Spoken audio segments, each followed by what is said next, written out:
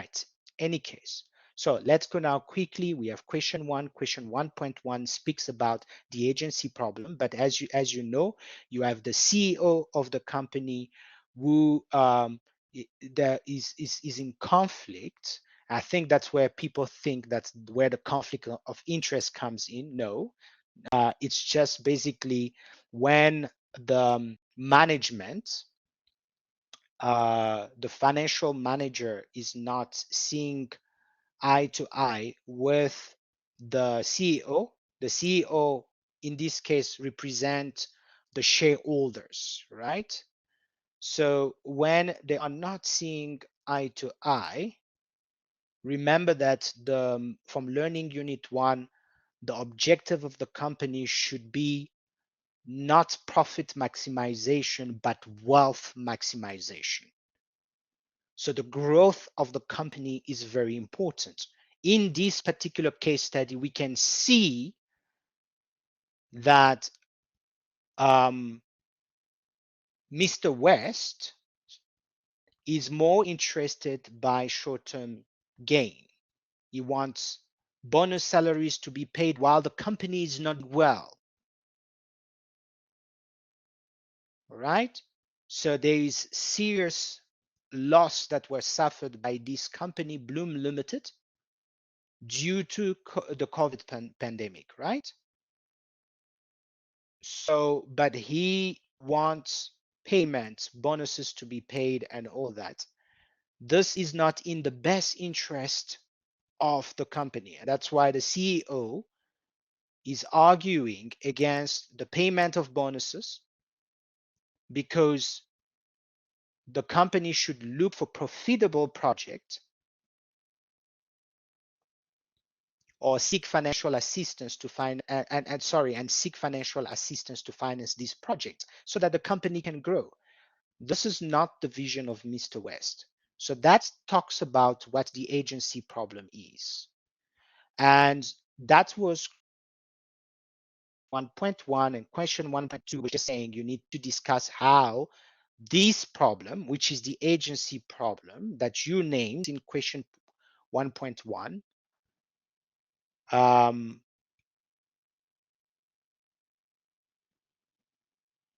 how this problem, what is this problem, how is it really occurring, okay, and also how you solve it. So that was question 1.2. So I have provided you from your textbook, but remember you had to use your own words. Look at question 1.3. It says that you need to use your own word. Very important. So when you're reading these questions, I'm giving you now tips. When you're reading these questions, understand already, read properly these questions to know what exactly is asked of you. So it's not only you had to discuss the agency problem, but you also need to give solutions in question 1.2, right? So the agency problem obviously arises when the financial manager, which is Mr. West, does not act in the best interest of the shareholders, okay? And then it occurs when the objectives of the financial managers are not aligned with those of the shareholders, okay? So that's quite clear. So in our case, yeah, it arose because the financial manager was pursuing his personal goals, right?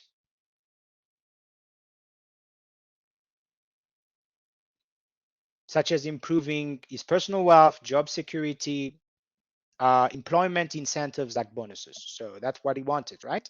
And the financial manager will end up taking unnecessary risk to maximize personal gain that jeopardizes the objectives of the firm, right?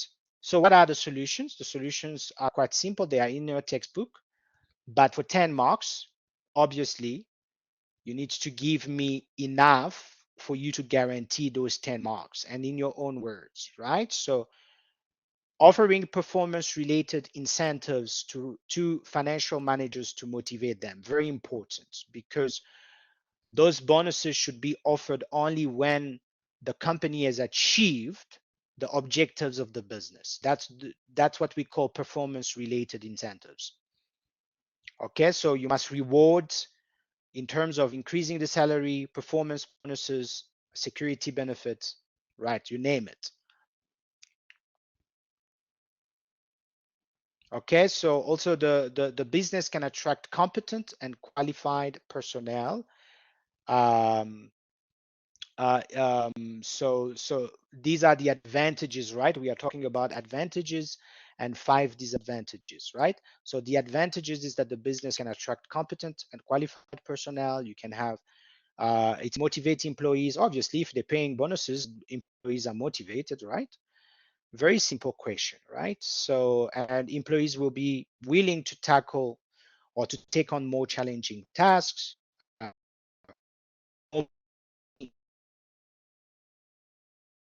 achieved by the business through efficient administration, and business goals are achieved through commitment. Okay.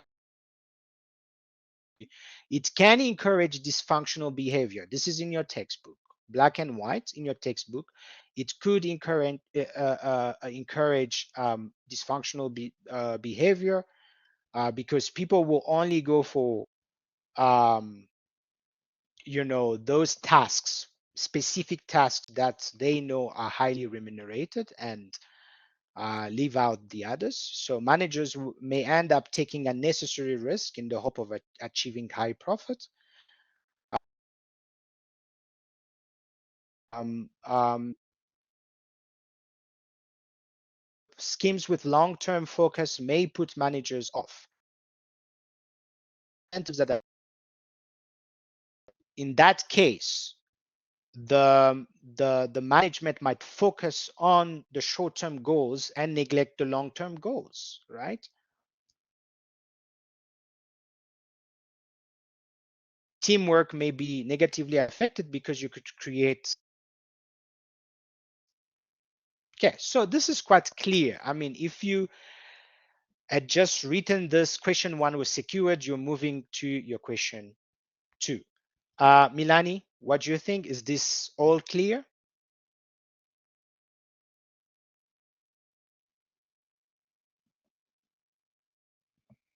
Perfect. So let's move on quickly because we want to go to question three, which would be the calculation part, right? So question number two, we are talking about Malaika. Malaika means angel. So this particular, and obviously this is in Kenya, supposedly Mombasa Limited. Mombasa is the capital of Kenya, but they have branches in South Africa. They have restaurants in South Africa, and they are offering halal products only. Okay. So now there began to uncover some irregularities, and that's the case study basically. All right. So she noted that first of all, non-halal products were being given. There were irregularities with regards to um, the some invoices that were highly inflated. Not only that, one of the suppliers was also a general manager of the restaurant. There was also the daughter who was working, and she was not adequately qualified, but she was being paid uh, um, exorbitantly, all those kind of things, right? It's quite clear. You read this. And then again, the same kind of question. What is this? So you must name and this halal product to halal only consumers. Obviously, we are talking about ethical issues, but you'll be shocked that some of the answers were not this, which is shocking. It's like, again, guys, I repeat again, this should never happen again. Please do your readings. Okay, so the principles is the principle of ethics, right? Ethics are moral principles that governs a person's behavior or conduct, right? So there was a lot of ethical breaches within this company. And then question number 2 was just saying, in your own word, the importance of this principle you mentioned. Explain it in your own words. Ethics motivate business and market participants to adhere to laws and regulations, all right, that impact professional conduct. It improves corporate image of the entity, of course, because it would be a big scandal if people came to find out that the product that were offered were actually non-halal, which will destroy the image or the reputation of the company, right? So ethical principles are also important to prevent legal litigation. Oh, absolutely, because people will sue the company. It encourages good conduct or behavior of employees which help achieve the business goals. Very important. And then 2.3, identify any 10 ethical issues. All right, so if I covered question 2.3 properly, it's fine, we can continue. So question 2.4, obviously you just had to put in your own word some of the recommendations, on the recommendations on how Malaika, how Malaika should have responded to the issues, right? So, like I said, there is a number of recommendations you could have given. For example, when it's involving foreign nationals, you could have reported it to the immigration. With regards to some of the irregularities, with regards to the daughter of the general manager being paid exorbitantly, you could have raised the issue. Malaika can raise the issue with HR. There is a number of solutions definitely that could be provided. So that was only for 5 marks. And question number 3, which the most important question? I would just take a short. Let me just double check.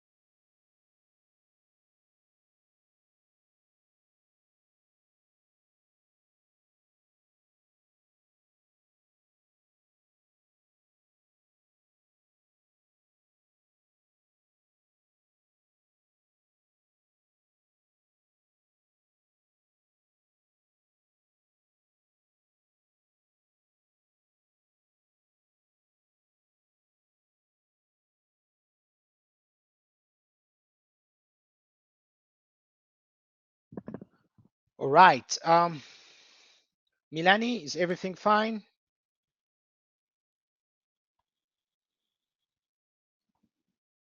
Perfect. Shall we carry on? So let's go now to the last question. Very important. So all of you, if you go through this, you will see that I've done this. I've done this. Very, very important. I've made every calculation. Oh, you did not. 2.4. So 2.4, what was being asked here was just your recommendation on what Malaika should do or should have done, sorry. So it's basically saying there's a number of recommendations you could bring.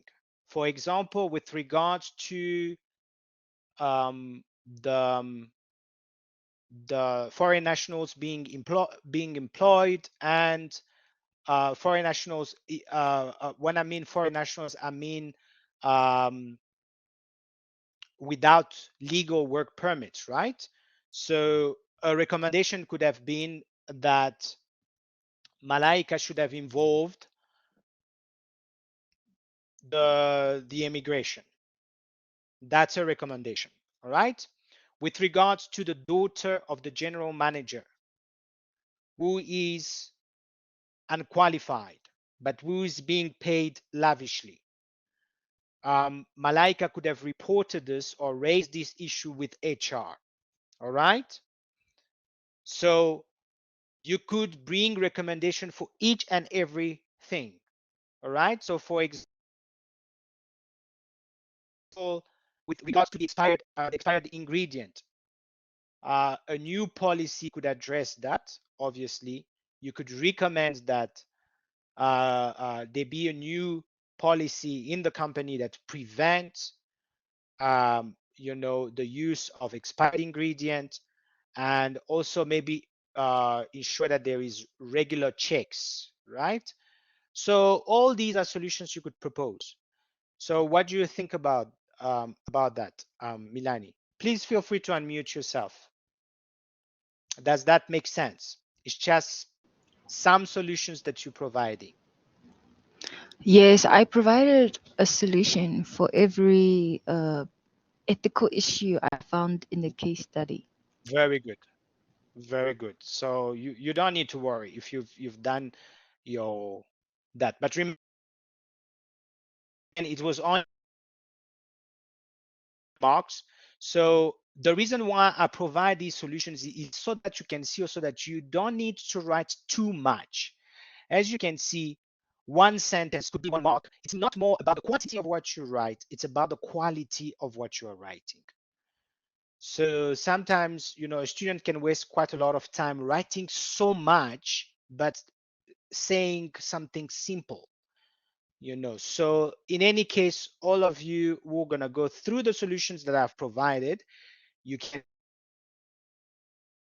clearly that for your next paper, just ensure that you don't write too much. You don't write too much. But yeah, so go now to question number 3, which is obviously where the most marks lie. So sorry. Let me just see again. Yeah, I just wanted to show you. Here it is. Question 3.1, 4 marks.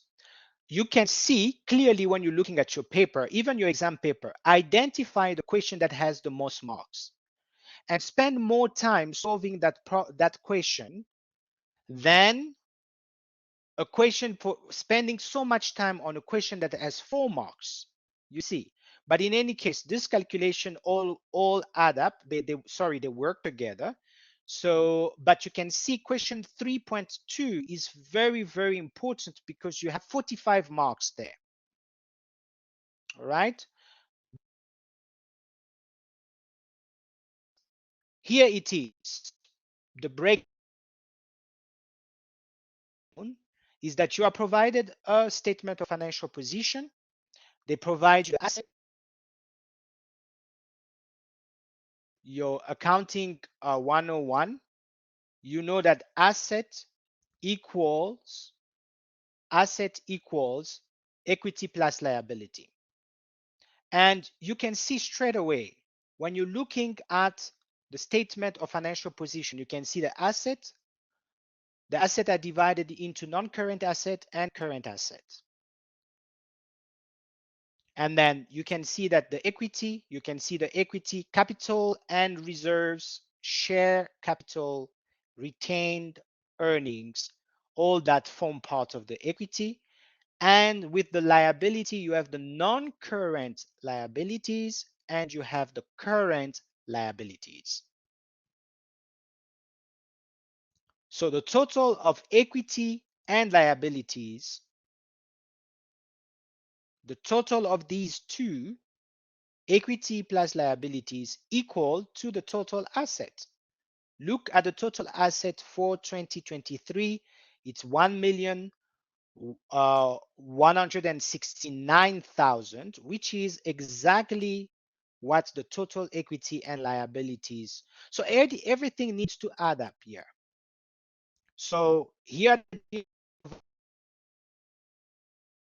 any unknown, everything is provided to you. But when you're looking at the statement of comprehensive income, there is some unknown that are there.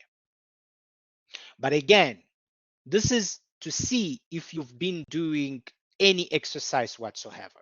Because they tell you that the revenue of the company, 40% of the revenue is cash.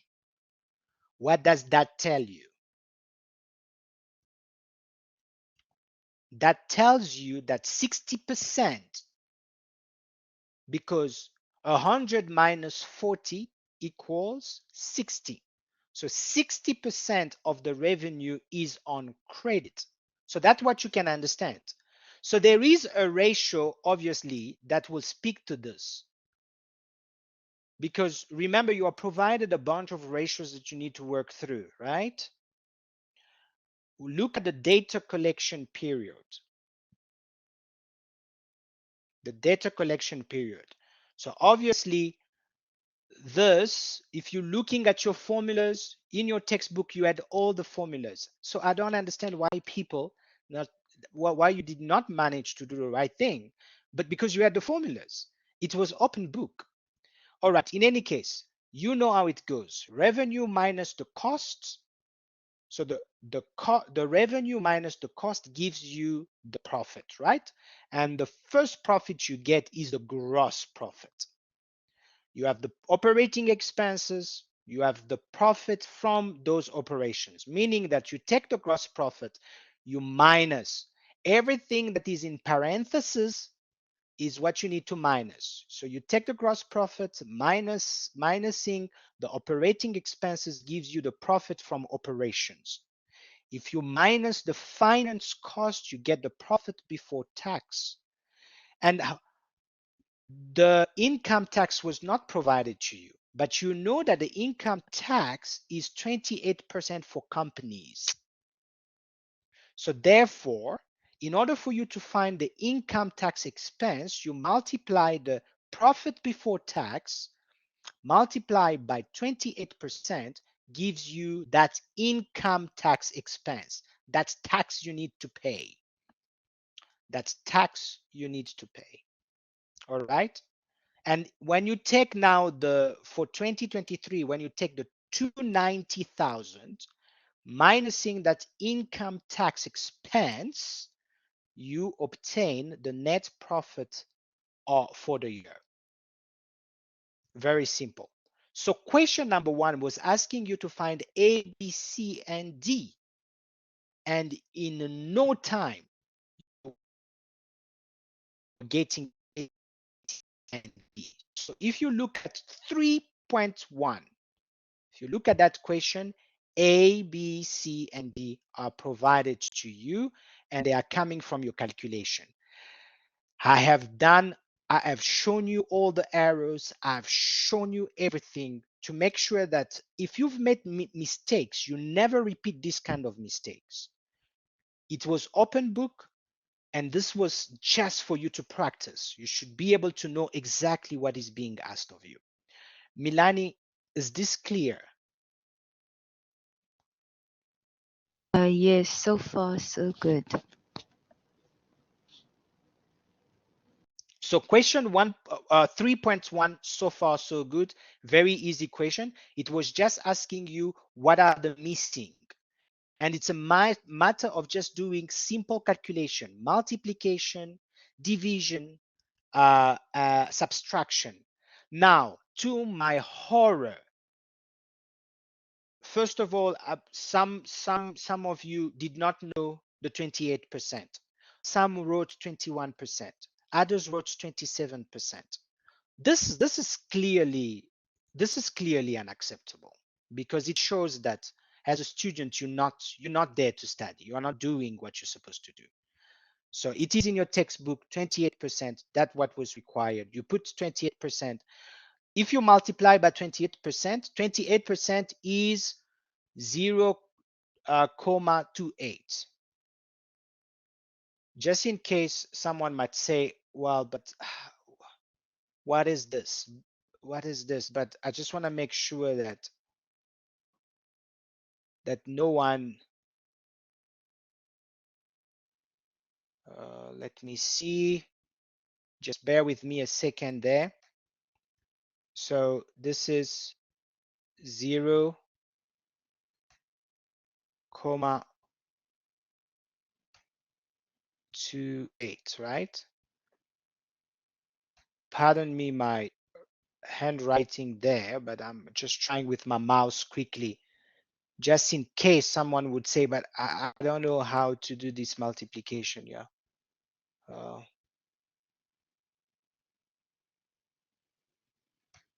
so this is 0, right? I have to do this because I know if you find this ridiculous, unfortunately, if some students are getting this wrong, but this is not correct. So if you are struggling with basic calculations, enroll into that course. I sent the link to that course that will show you ratios, how to do these things. You don't need to be ashamed if you are struggling with some of these little principles, but you are basically taking 90,000 multiplied by 0.28. If you have a calculator, you can try it on your own and you will find that that will be the answer. So it's a shock that some lost marks here. But now the problem is by losing these marks, you can say, okay, yeah, it doesn't matter. But these were related to the other questions that you were being asked. So it does matter. So these 4 marks were so important because they were speaking to the rest. So question 3.2, when you look at the net profit margin, so you are going to use C and D, which are your net profit for the year. So you can take the net profit for the year for 2023 and 2022 divided by the revenue that you obtained. The revenue is there on top, is 1,559,000 for 2023 and 1,492,000 for 2022. That's all. So you are just taking the numerator, 208,000 divided by the 1,559, and the solution to that you multiply by 100. So you know some of the errors you've done. Go through your work. I have provided everything. So I'm showing you the calculation. This is what you are supposed to do. You do first the division before doing the multiplication, and you will obtain a percentage. Then look at the question. What I did not understand is some of you did the calculation correctly, but you did not understand the question. The question was calculate the following ratios of the financial year and for both 2023 and 2022, briefly comment on these ratios. So you calculate the ratio and you give a commentary.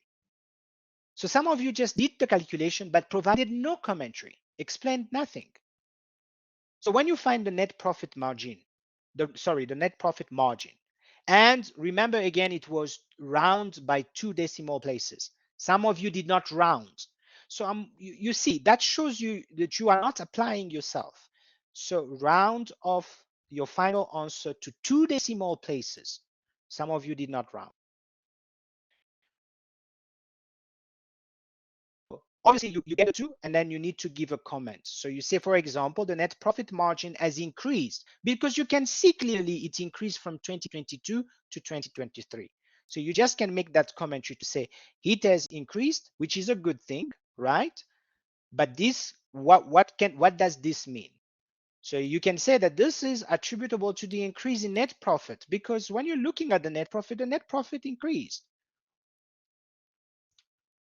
from 151 to 200.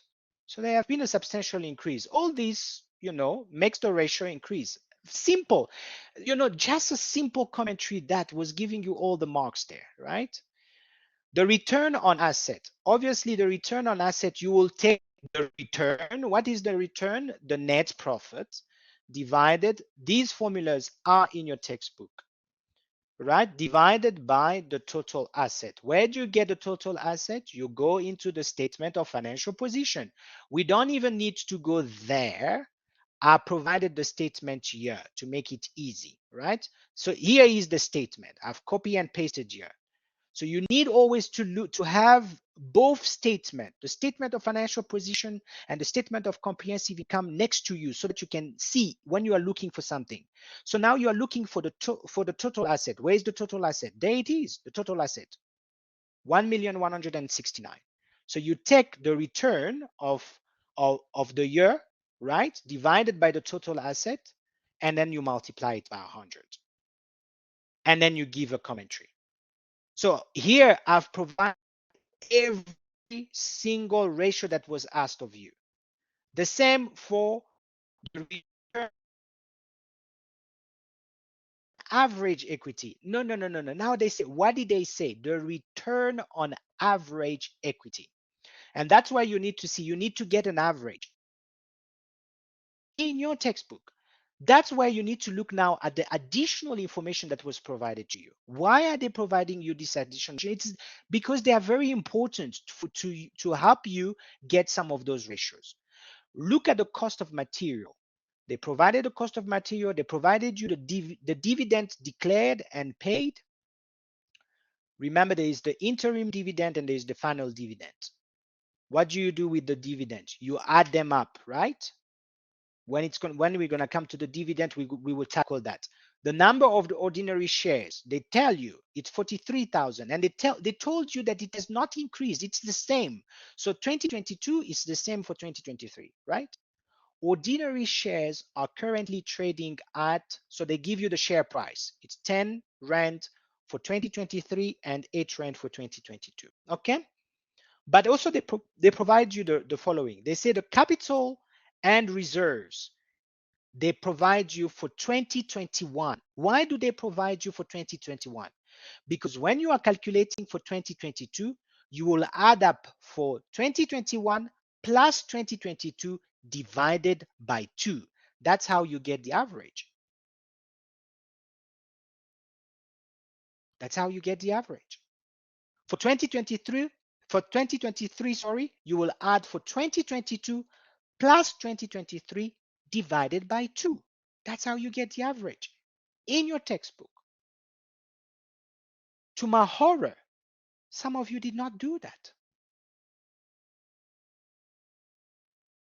Lack of reading. Please make sure that this doesn't happen again because it's taking your studies not seriously. The trade receivable, they provide you also for 2021. So I have added 2021 here to show you that that's how you should work. You should keep it into account that whatever they provide me for 2021, I'm gonna just put it next to Sorry, sir. Please yeah, zoom in. to zoom in, huh? Can you Yes, see? please. Blah, blah, blah, blah, blah, blah. Let me see if I can make it a little bit bigger. Wow. Is that better? I'm at the maximum.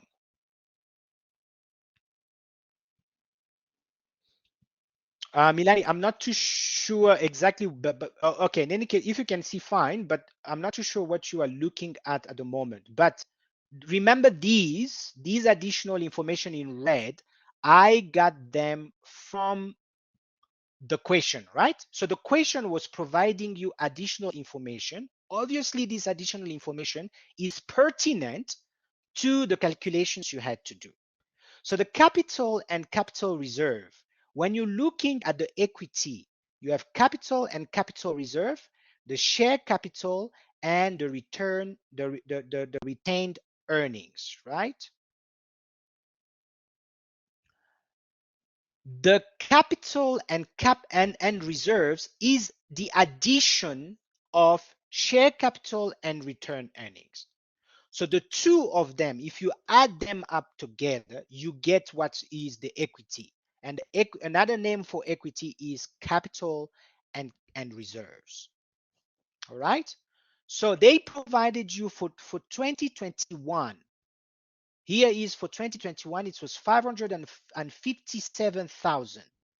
So when you want to do the calculation for 2022, you will take for 2022, which was the 715,000, plus for 2021, the 557,000 divided by 2. That's how you get the average.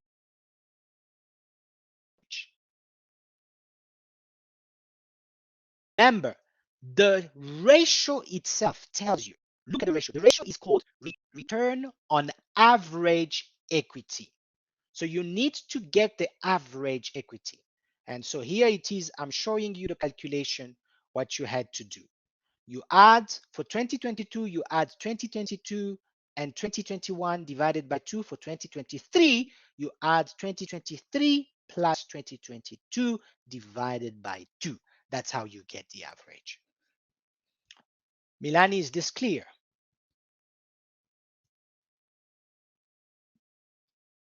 Perfect. So gross profit margin.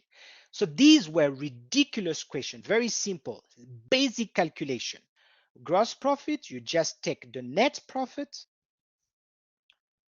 Sorry, you take the gross profit, gross profit divided by sales or by revenue. Okay, here it is. Where is my table? I have another table here to make it easy for you so that you don't move from one screen to another. Look here, you have the revenue. Here is the revenue. You have the gross profit. So you take the gross profit divided by the revenue, multiply by 100 for both year. Simple. We move to another ratio that was asked, is the data collection period. Obviously, if they're talking about the data, and if you go straight into your textbook, the data will be an average. And that's the reason why additional information that was provided to you, they provided you also the trade receipt. If you look at the trade receivable, money that you are waiting, trade receivable, and they provided for 2021. So how do you get the average? 2021, for 2022, you take 2022 plus 2021 divided by 2. For 2023, you take 2023 trade receivables plus 2022 divided by 2 in your textbook. That's basically what you do to get the data average, but you need to divide it by the credit sales. Very important. Only the credit sales. That's why I was showing you this calculation here. The trading sales. Why the trading sales? And what is the trading sales here? It is 60% because 40% is cash, the other is on credit. So that's how you are getting the credit sales for both years, which you will input here. So you divide it, you take the average data divided by the credit sales, and what you get as an answer, you multiply it by 365 because you are looking for a period of time.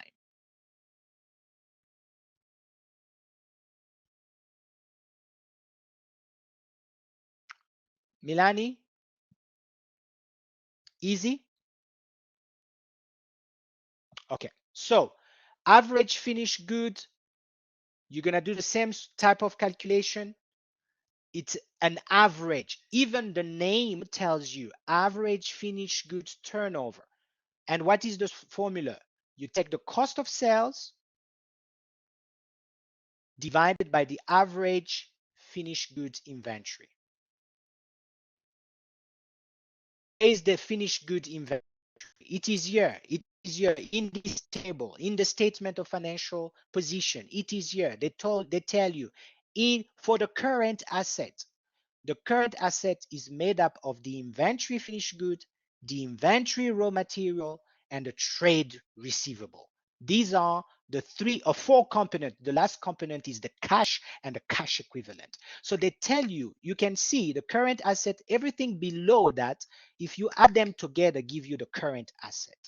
Cash, cash equivalent, trade receivables, inventory finished goods, inventory raw materials. So that's why they give you the inventory finished goods they give you for 2021 so that you can get an average. Simple. All right. So for the average finished good turnover, the average finished good, you take for 2023 plus 2022 divided by 2. And for 2022, you take 2022 plus 2021 divided by 2.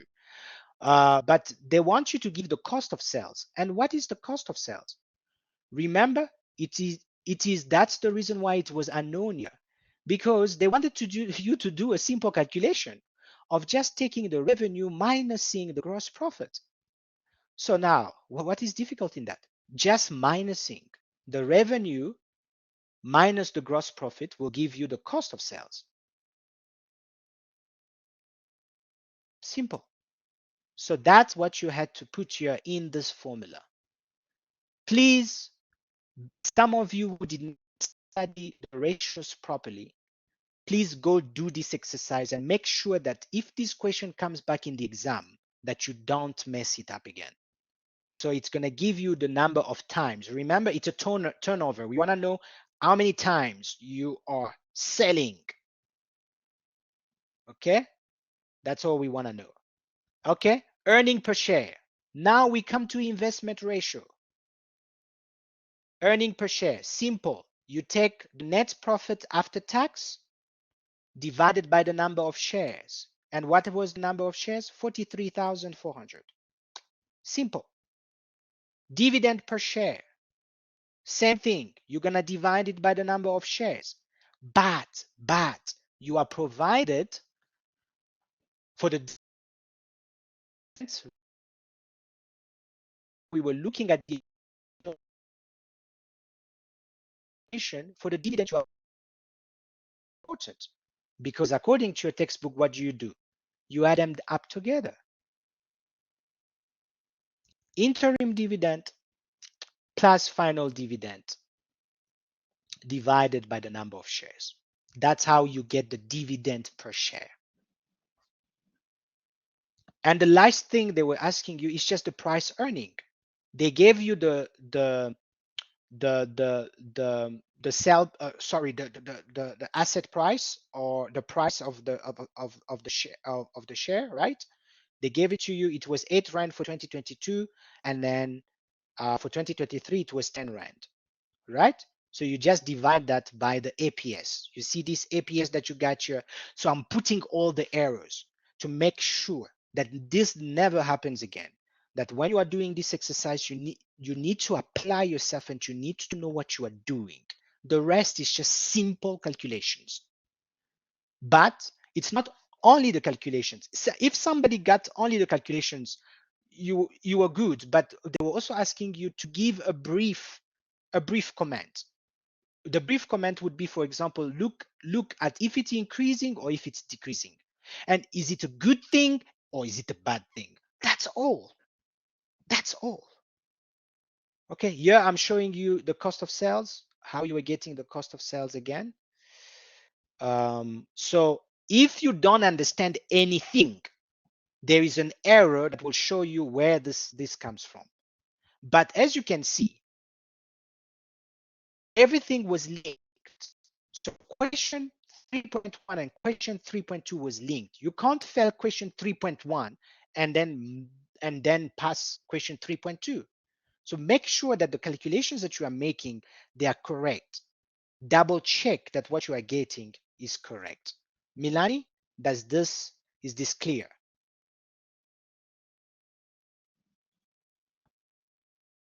Perfect.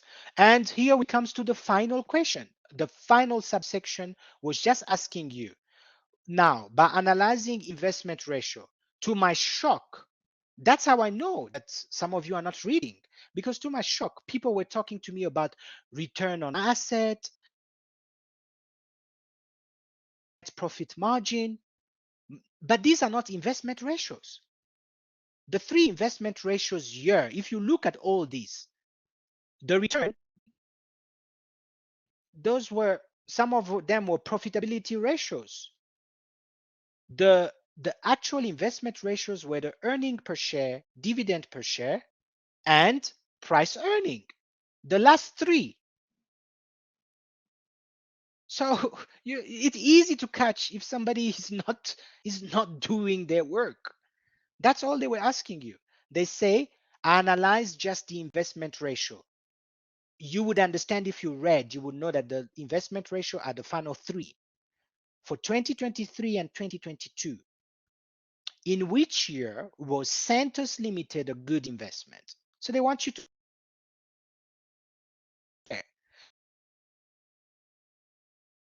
take APS. You look for 2022, 2023. Is there an increase? Is there a decrease? Is it a good thing or is it a bad thing? That's all.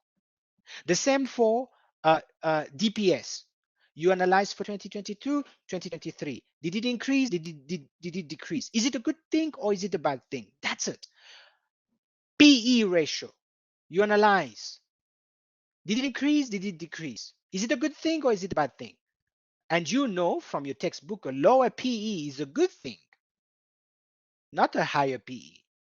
So I hope we have covered this substantially. For 1 hour. I went through this because this was a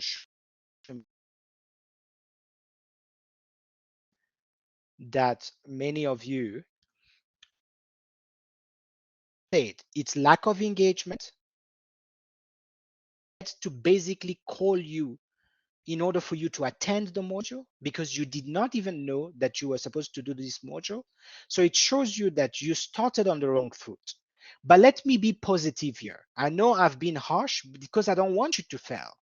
And that's why let me now finish on a positive note.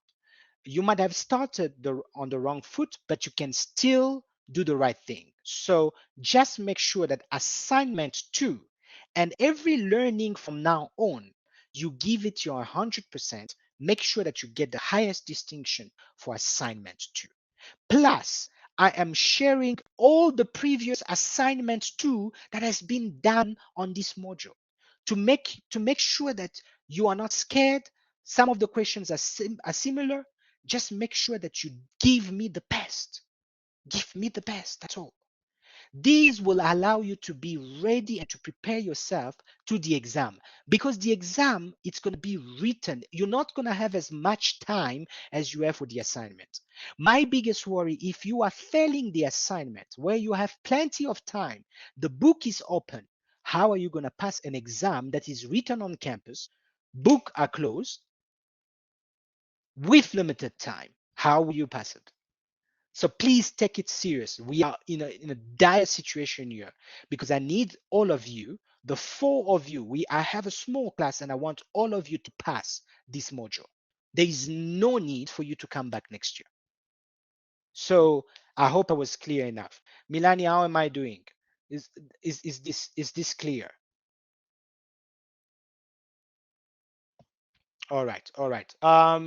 Yeah, come on, just unmute yourself and let me know, but for yourself, how you see assignment 1. Can you see where you made mistakes? Yes, sir. Most of my mistakes were probably in question 3. Question 3. Yeah. um do you now see now what you need to do for your assignment 2 and as well for your exam? You need to practice enough, right? Yes. Yeah, so practice, and that's where I want to be there for you, meaning that once you're practicing, actually you can let me know if anything. I'm just going to stop the recording and continue to chat to Milani, but for the rest of the class, if you're struggling with anything, just reach out to me. That's why I'm here. I'm paid for that, to be there for you.